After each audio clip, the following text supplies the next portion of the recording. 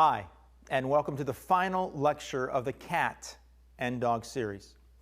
In this series, we have been asking one basic question: is life about us, or is life about God? Are we the main character of the Bible, or is God the main character?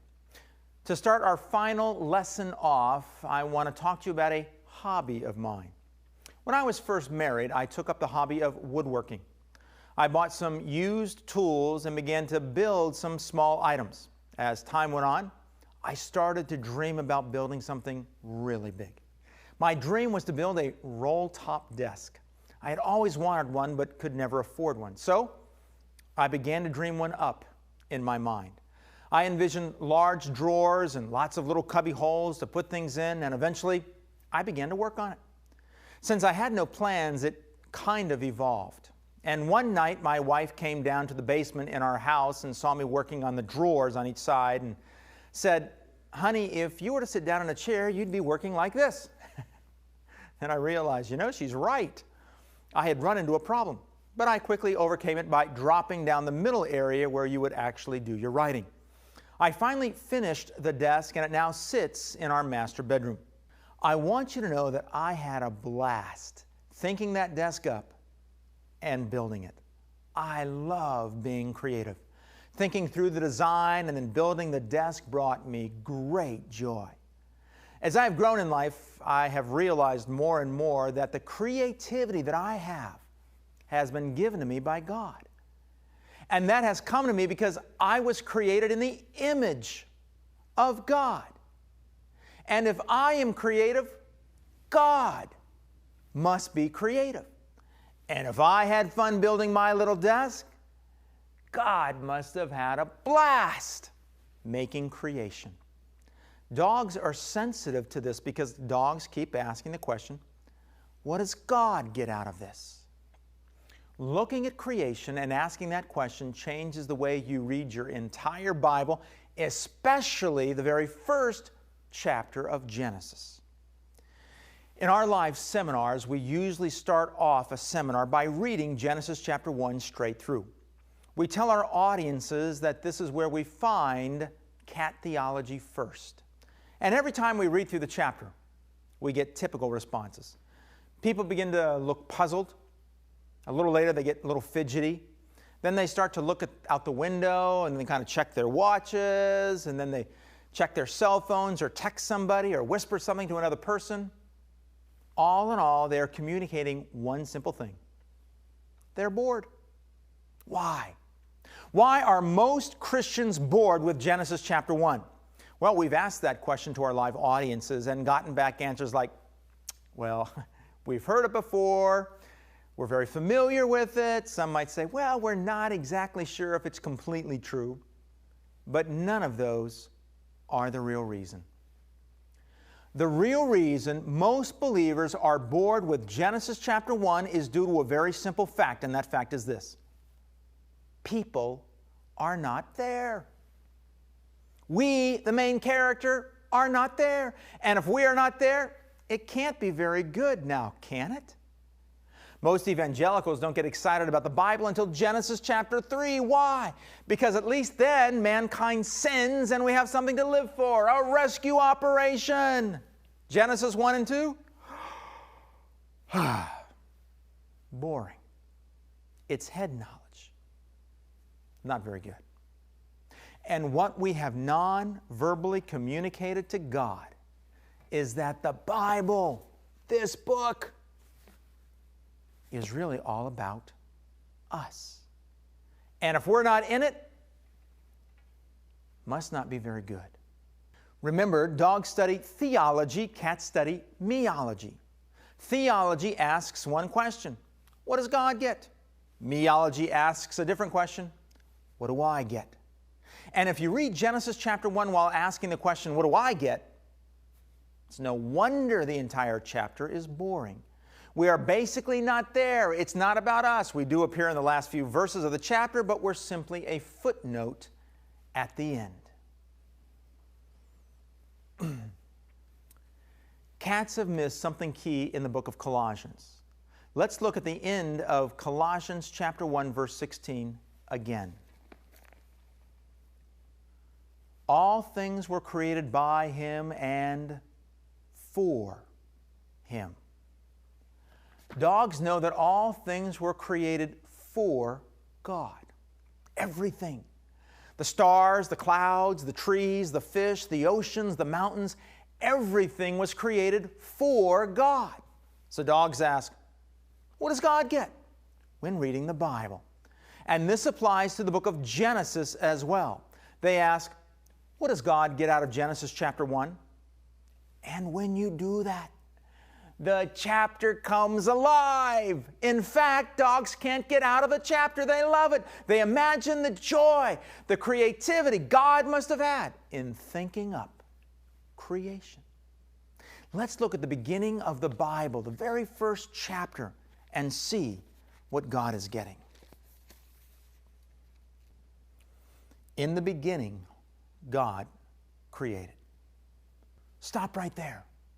God created. What's so exciting about that? Nothing. If you're worried about yourself.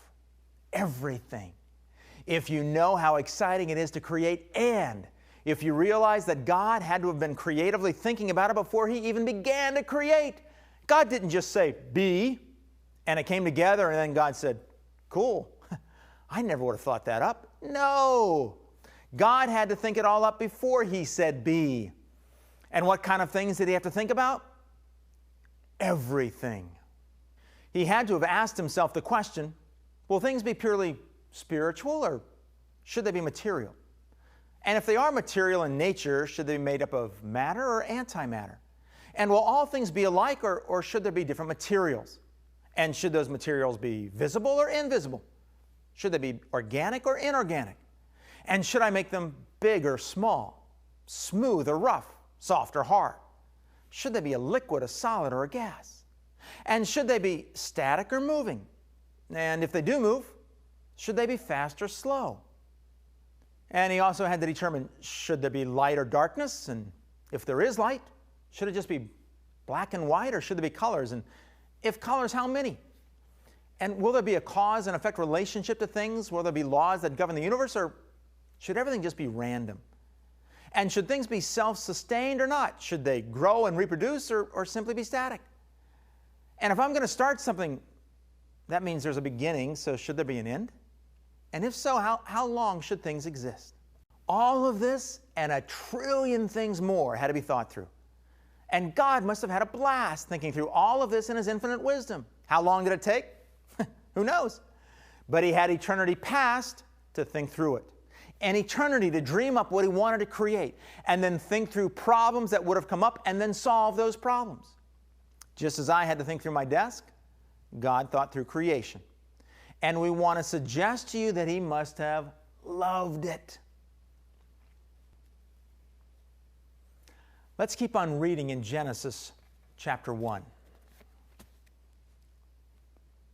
In the beginning, God created the heavens and the earth. The heavens? When God spoke, He created the heavens. And in all of His decisions to make, one of the big decisions He had to think up was big or small. He decided big. How big? Our sun is one star in the Milky Way galaxy. The next nearest star to us is 4.2 light years away, which means if we were to travel at the speed of light, roughly 300 million meters per second, or 186,000 miles per second, it would take us, traveling at that speed, 4.2 years to get there. Our galaxy contains around 100 billion stars. It is 100,000 light years in diameter. Its arms rotate around the center at 750,000 kilometers per hour, or 465,000 miles per hour, and it takes 240 million years to make one revolution.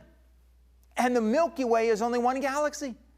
There are somewhere between 200 to 300 billion galaxies, each containing billions of stars. What a God! What a creator!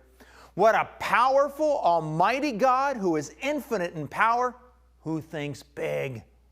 What a blast He must have had. Yet while He was thinking big, God also thought, I'll show my glory off by making things small as well. The universe is made up primarily of hydrogen. 90 to 99% of the universe is hydrogen. Hydrogen is made up of atoms. Atoms are 0.000000001 meters across. That's 1/10,000,000th of a millimeter in diameter. That is pretty small. But a hydrogen atom is made up of a proton and an electron. A proton is 1/100,000th of an atom, and an electron is 1/100,000,000th of an atom. To put this in perspective, if you were to blow up an atom so large that its edges reach to the moon and to the earth, making it 254,000 kilometers wide or 158,000 miles wide, the proton would be the size of a golf course, and an electron would be the size of a golf ball. That is very, very small. God, wanting to show off His glory, thought, I don't have to decide between big and small. I'll make both big and small.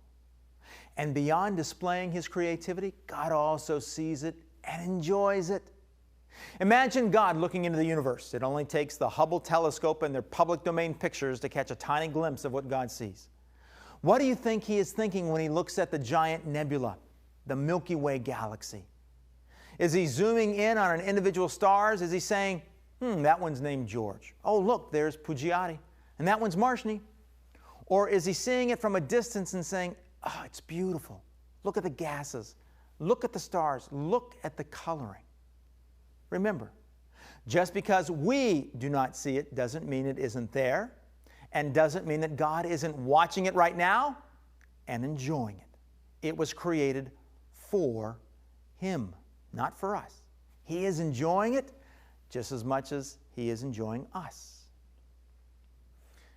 And right now, this very instant, He may be enjoying what we call the Eagle Nebula or the Helix Nebula. Or He might be looking at different close-up views of everything.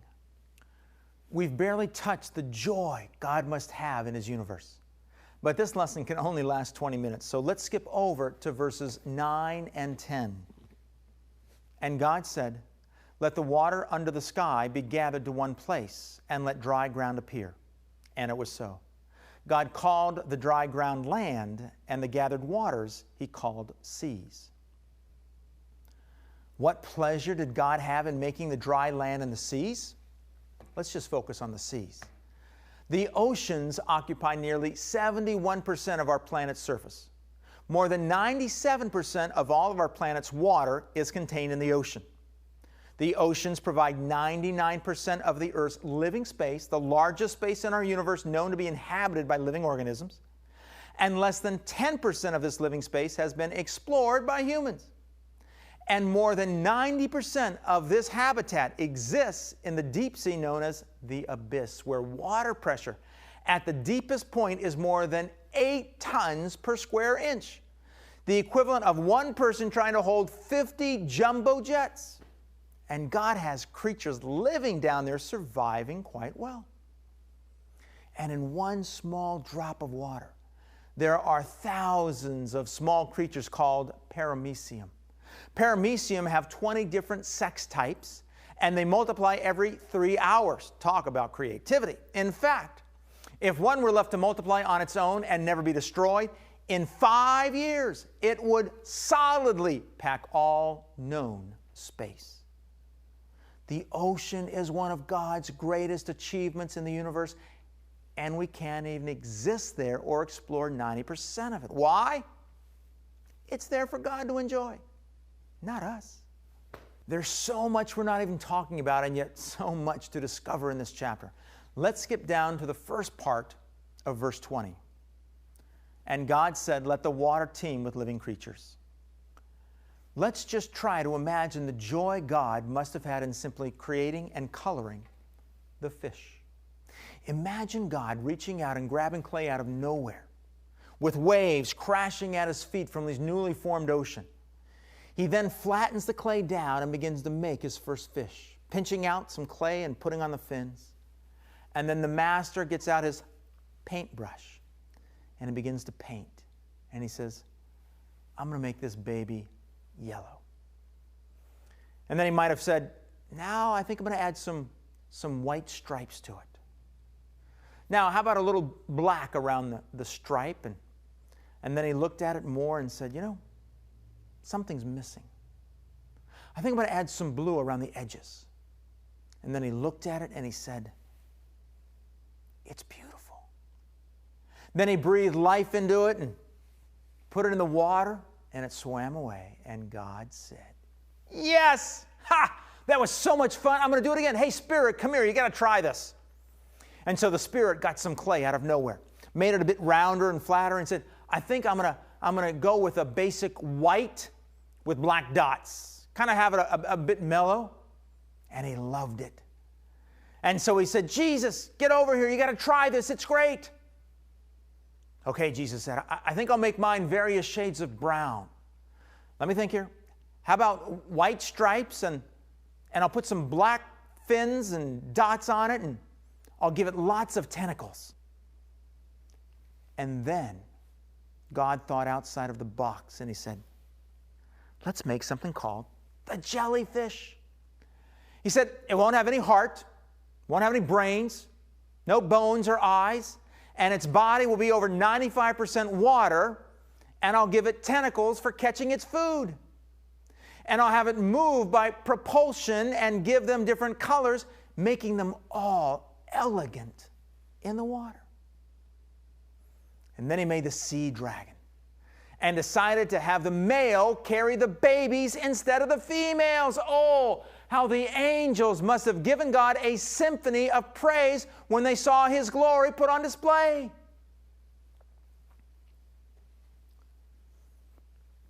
And we've only looked at half of verse 20 and barely touched the surface of God's creativity in the water, but there's so much more in this chapter.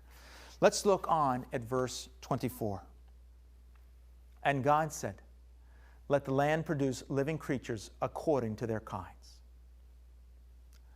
Oh, the joy God must have had in creating a hummingbird to flap its wings 90 times in a second, to have all the monarch butterflies travel thousands of miles to a common place they've never seen before, to make a giraffe with its long neck, to have the falcon fly 160 kilometers per hour to catch its prey, to have the peacock show off its feathers, to give the walrus tusk the moose antlers, or to have a spider weave its very first web without ever having gone to school or seeing an example. God's glory has been put on display all around us, and God is having a blast watching it all perform exactly as he designed it.